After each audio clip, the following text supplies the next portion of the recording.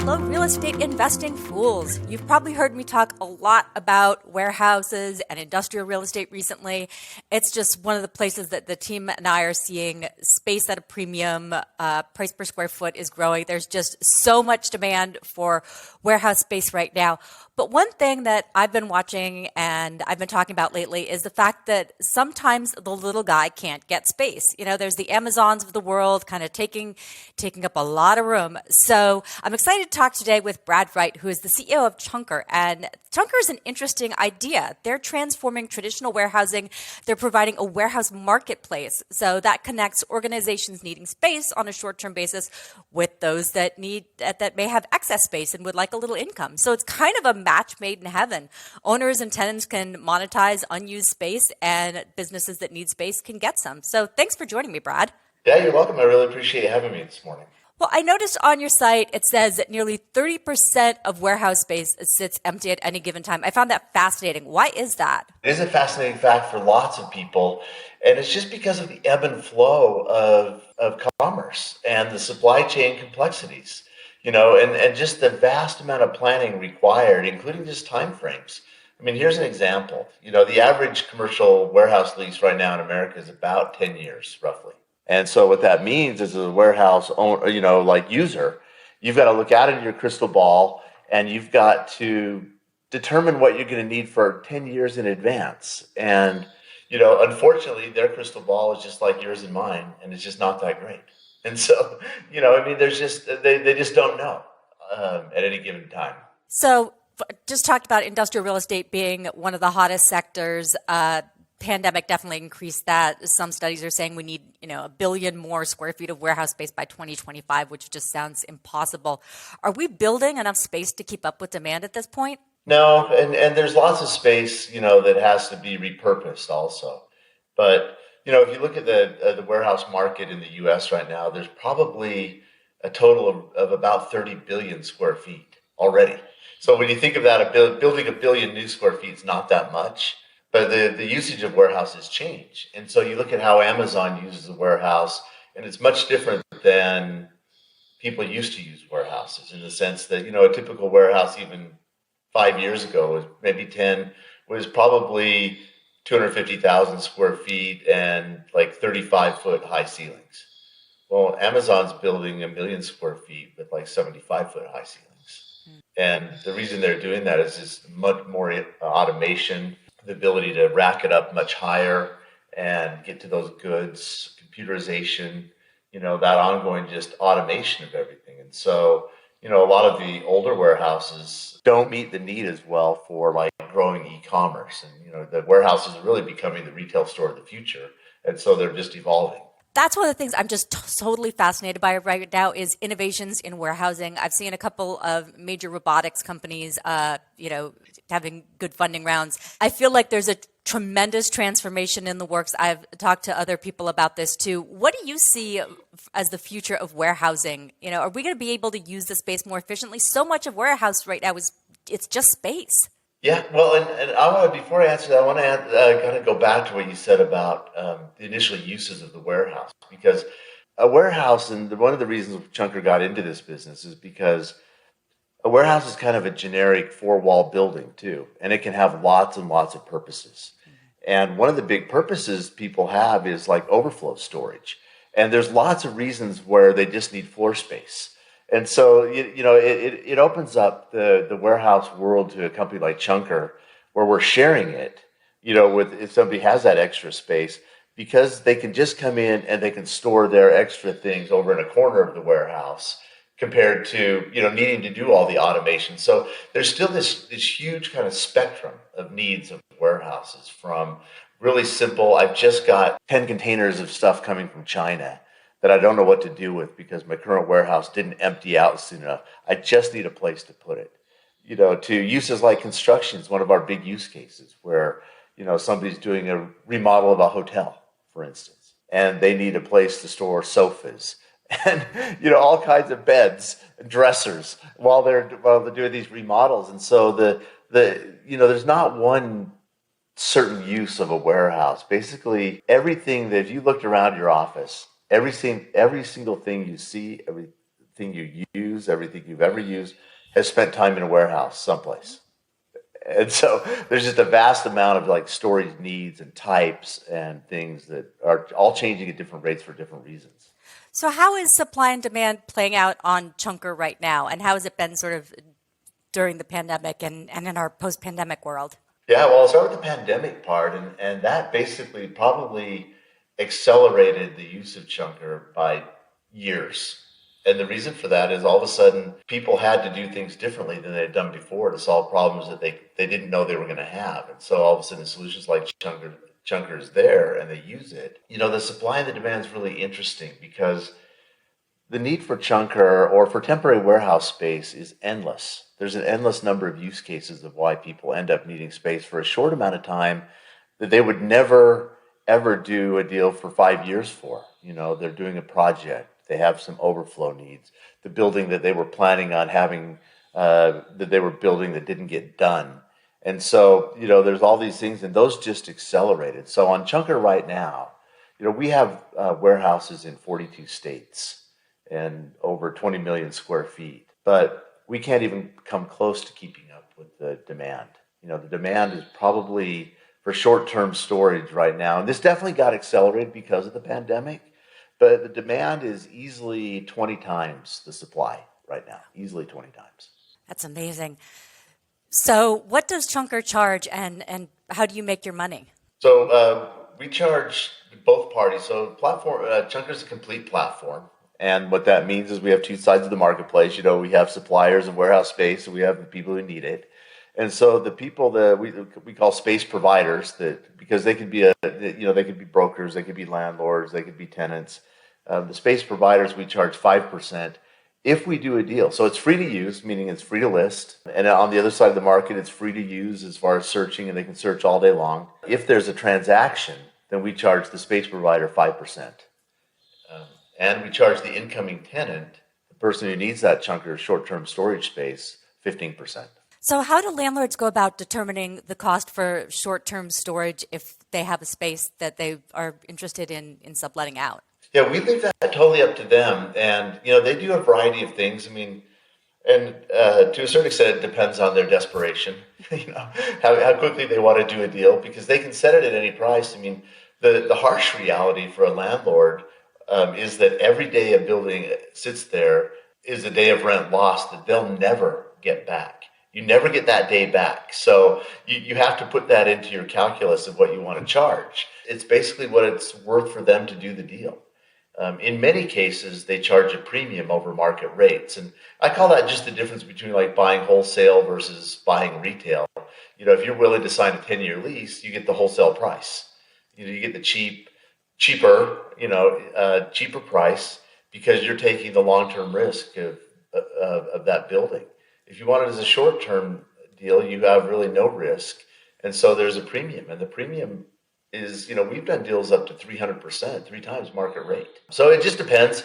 You know, on the other side, you know, the landlord's only one part of the equation. The tenants have the space too, and the tenants know what they're paying. And they have the opposite problem of the landlord. It's not a day loss of rent. If they're paying for it and it's empty, then that's just a day of lost profit that they can never get back either. And so, you know, they use Chunker to subsidize those costs, and effectively anything they get from Chunker is just pure profit for them because they would have had to pay for the space anyway. Well, I think that's a really interesting aspect of Chunker. Is there anything that tenants need to know about subletting space? Do they need to look at the terms of their lease? Yeah, pretty much every lease in America lets a tenant, gives them the right to use their building for any lawful purpose, one, and two, to sublease it. In many cases, they also need the landlord's approval, but that's for a sublease, and that's probably where Chunker's a little bit different too, because we don't do subleases. And the reason for that is exactly to get around that clause, for one. It's also to make it easier and to make it lightweight. One of the impediments to doing short-term deals over many, many years has been just how complex they are. Lots of attorneys, you know, lots of brain surgery to try to do. There might be 3 months of negotiation for a 3-month deal, and it just doesn't make sense for anybody, right? So Chunker comes along, and one of the core components of Chunker is we enable the entire transaction on our platform. So we have all the documents, we do the electronic signatures, we collect and distribute payments, and we do that all automatically. So it's really, really easy to use. But on the document side, we moved to a space usage license agreement. And the license agreement is a lighter weight, and because it's not a lease or a sublease, it really doesn't fall under those clauses of needing the owner's permission. So does that impact liability, insurance, things like that? Sure, it does. But luckily, because they can use that building for any lawful purpose, a lot of times their insurance, the tenant's insurance and or even the landlord's insurance, already covers like their part of the liability for doing whatever they do. And then on the incoming tenant side, one of the things we do at Chunker is that we allow the person with the space to determine how much insurance that incoming tenant has to have and what types of insurance. And as part of doing the transaction, the space provider can require the incoming tenant to upload a certificate of insurance that shows the coverage and names them as an additional insured so that they know that they're covered. Interesting. So one of the things that I'm following as a trend is obviously supply chain issues have been huge during the pandemic, still going on, especially in real estate and home building. It's taking forever to get appliances. So are you seeing that as something that people are looking for more space because they want to have more things in storage, or they want to be better prepared for, last mile warehousing and things like that? Yeah, I mean, actually, both of those use cases. We did one of our bigger deals last year, right at the beginning of the pandemic, with a company that had a contract to supply all kinds of things to the federal government. And they had harsh contracts with big penalties that if they didn't meet these supply things that they would get. So they had to get additional warehouses from Chunker to stock up. Whenever they could get it, they'd stock up because they had to meet those contracts. So that's what definitely one side that stocking up has been huge. The other side is that because of the overall disruption in the supply chain, like you said, some things are really hard to get, and part of that's because the plants shut down manufacturing. They couldn't get raw materials because the raw materials providers shut down their manufacturing. So there was this like wicked chain of events that happened. On the other side, so what that meant is they had empty warehouses because they couldn't stock them up with the goods that they needed. And so, but on the other side of the equation, we had lots of customers coming to us that one hadn't been able to sell what they had. Like a lot of retailers, for instance, they already had all of their warehouses full because they were getting ready for the big spring sales. All of a sudden, every store shuts down. Nothing leaves the warehouses. Well, guess what apparel manufacturers do? They buy like the summer stuff 6 or 8 months in advance. So the summer stuff's already on the way. The warehouses are still full with the spring stuff they didn't sell. And so they needed space. So we, from a marketplace perspective, we were able to match up people that had all that excess supply, didn't know what to do with it, didn't have any outlet for it, and put it in these places that hadn't been supplied because they couldn't get their goods. So overall, how do you feel about investing in warehouse space from a real estate investor perspective? I mean, right now, obviously, it's a great time. Is this a long-term thing? And can real estate investors use Chunker as a kind of primary source to get tenants? They absolutely can, and we actually have this theory we call the Chunker hedge, where they can decide. A lot of times they might have to, because of the nature of the land or the development, build bigger buildings than maybe they want to. And so they have to go out on a limb for a little bit to build these buildings and get more financing. And so, they can look out to Chunker and see what the demand is. So they can know that, hey, if we have extra space, we can still generate some cash flow from the Chunker tenants that need space in that area.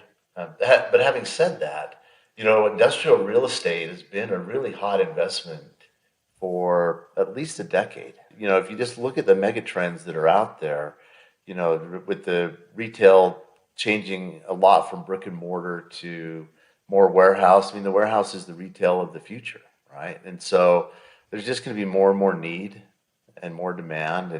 And so it seems like real estate generally is a great investment, always. Always. I like what you said there about the chunker hedge because I think that makes sense. We're seeing a lot of warehouses being built on spec right now because people are trying to capitalize on industrial's boom. So it makes a lot of sense to have a temporary situation and to be able to see what the demand is. Yeah, I mean, one of the real premises of Chunker is that, the sharing economy never came to a massive class of assets. And it's a massive class of capital intensive assets.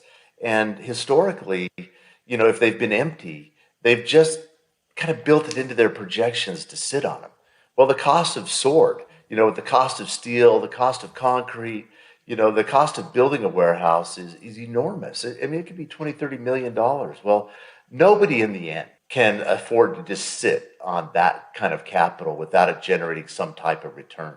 And so Chunker provides that interim step where everybody, I mean, the holy grail of industrial real estate is that 10 or 20-year lease. But sometimes it takes years to get it, right? And so Chunker just serves that bridge.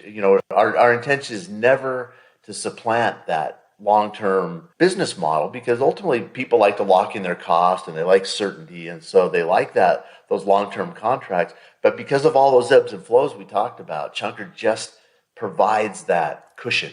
Excellent. So last question, what's next for Chunker? How do you plan to expand?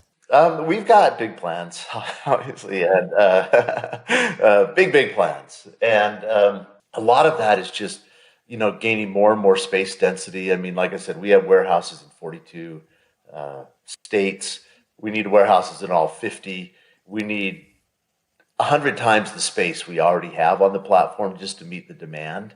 And so, our current focus is really just growing our footprint in the U.S. and beyond that, definitely expanding, internationally. Excellent. Well, Brad, thank you so much for your time today. Reminder to listeners, you can learn more about Chunker at chunker.com. Stay well and stay invested.